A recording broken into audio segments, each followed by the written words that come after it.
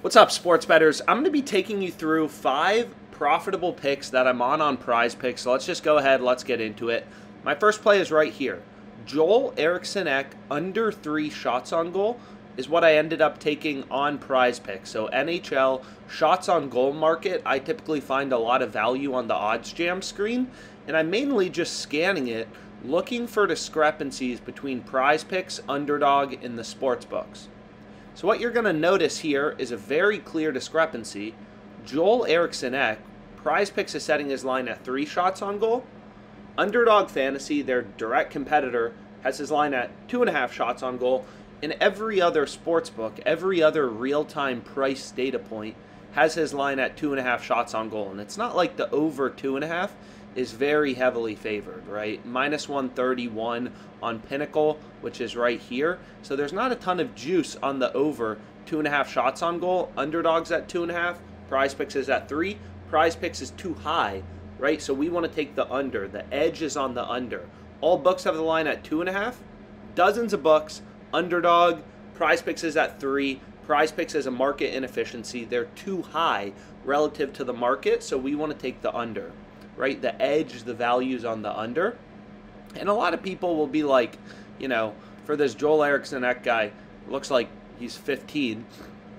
But you can see right here, like the difference between 3 and 2.5 is a really big deal. Like this isn't an NBA game where we're talking about 220 half versus 221 points. Right, a half shot on goal versus half a point in an NBA game is drastically different.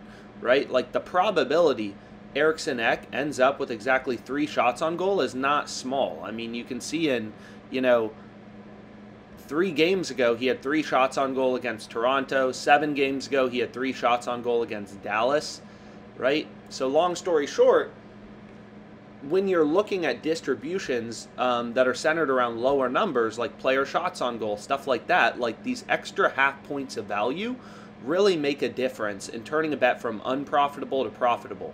Right, so being able to get that extra half of a shot on goal, we're taking the under for Eriksson-Ek, right? We're taking him under 3 shots on goal. So being able to get that extra half of a shot on goal on a value, where if he has 3 shots, we're going to push on PrizePicks, and our 5-pick flex play is going to go down to a 4-pick flex play, right? If you tie one of the plays in your PrizePicks entry, it just gets bumped down, right? If you push. So if Eriksson-Ek has exactly 3 shots, our bet on PrizePicks is going to push. On every sports book, right, if you took the under 2.5 and he has 3, you're going to lose. So that extra half of a shot on goal in value, where we're pushing if he has exactly 3 shots, like this makes all the difference as a sharp bettor, right? This is how you get a long-term ROI. So next play is right here as well. We have Miro. Same exact reason, right? Just following the data. I don't trust my gut. I don't follow my gut. There's actually 2 that look a little good. You could take either of them. You have Max Domi, right? 3 versus 2.5s. And then you have Miro, 3 versus 2.5s. So I ended up going with Miro. So those are the first 2 plays I have. And they're from, again, this is called the odds jam screen. So you can look at it for any market. I just end up finding a fair amount of value in NHL shot on goals. So then we can head over to the positive EV tool. So the positive EV tool, it's a bit more restrictive than the screen, right? So when we're looking at the screen, we're looking for plays like this, like Patrice. His line is 3 on PrizePicks. It's 3.5 on all the sports books. 3 on PrizePicks, 3.5 on all the books. So PrizePicks is too low. We'd want to take the over. So the EV tool doesn't allow you to compare lines set at different levels, right? The screen is really flexible because we can see not only the sportsbook odds, but hey, here PrizePicks is at 3. The sportsbooks are at 3.5, right, when the lines are set at different levels. What the EV tool does is it just compares prices, right? It's comparing odds. So we know in a PrizePicks, I've gone through this math a bunch of times, but when you're playing a PrizePicks 5 flex, so let's go here. I'm not sure if this is exactly what I wanted to open up.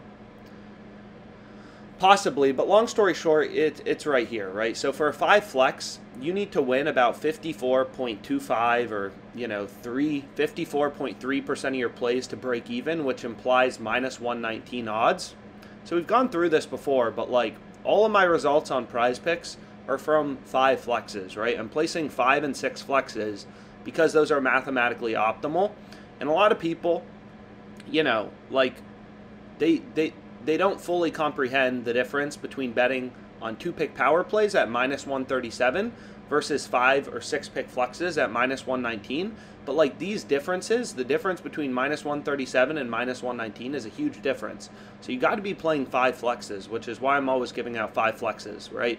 Like I'm not claiming to win every bet on PrizePicks. Here are my results so far in 2022, 2023. So 2022, we had a 12% ROI. In 2023, 8.6%. Not every bet is winning, right? You know, not every single play is winning. So it's really just about being able to find plays with an edge at minus 119. So you got to be going with 5 and 6-pick flexes. So the next play I have is from the EV tool, and I'm on Brad Marchand over 2.5 shots on goal. So what you're going to notice here is all books have his line at 2.5, right? Every single book has his line at 2.5. But what you're going to notice is all of the sports books have the over very heavily favored. You know, minus 140, minus 145, minus 153. So every sports book is saying like, yo, this bet should be hitting at a rate, you know, of like 60%, minus 150, right? Minus 150 is a 1.5 to... Sorry, I cut out there for a second, but what I was saying is minus 150, right? That implies a 1.5 to 1 favorite, which means the sportsbook is giving you a 60% implied probability.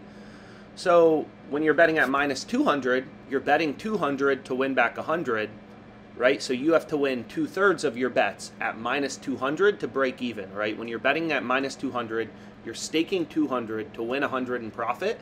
So you have to win 2/3 of your plays, or 66.67% of your plays to break even. So, right, sportsbooks imply win probabilities through their odds, right? If they're pricing a fighter at minus 300, a UFC fighter, minus 300 means a 3-to-1 favorite, means the market is implying that fighter 75% to win. So what you're going to notice here is, right, all of the sportsbooks are saying, yo, Brad Marchand's over should be heavily favored, around minus 150 odds. We're getting it minus 119 on PrizePicks. So if you don't care about the math, all the books are pricing something around minus 150. You know, it's like having a bunch of different prices of a stock. Imagine every stock exchange says that stock should be trading at 140, 156, 155, and you can buy it at 119 on PrizePicks. That seems like a good deal. This is really just like rational, you know, sports betting, I like to call it. But if you want to go through the math, what we can do is we can take Pinnacle's odds, right? So this is Pinnacle, known to be the sharpest bookmaker out there. So they're pricing the over at minus 153, the under at plus 115. So what that means is they're telling you this wager is 56.53% to win. And you may think this number is random. It's not. I mean, this is literally how sportsbooks work. I recommend you read all this text and you fully internalize it. Literally, this is the most important calculator in sports betting. And you can imagine if Pinnacle had the market, so minus 153 plus 115 implies a 56.53% win rate. That's according to the sportsbook models. So you can imagine if there's a bunch of sharp bettors and they're all like, no, he's like 60%, 70% to go over. All the sharp bettors are going to be hammering this over, right? And then what Pinnacle is going to do is if there's an unbalanced amount of action coming in on the over, they'll move the line to maybe minus 183, right? They'll juice the market more. So maybe they'll move the over to being minus 183 and the under at plus 145, right? Now Pinnacle is saying, yo, the over is 61.3% to occur.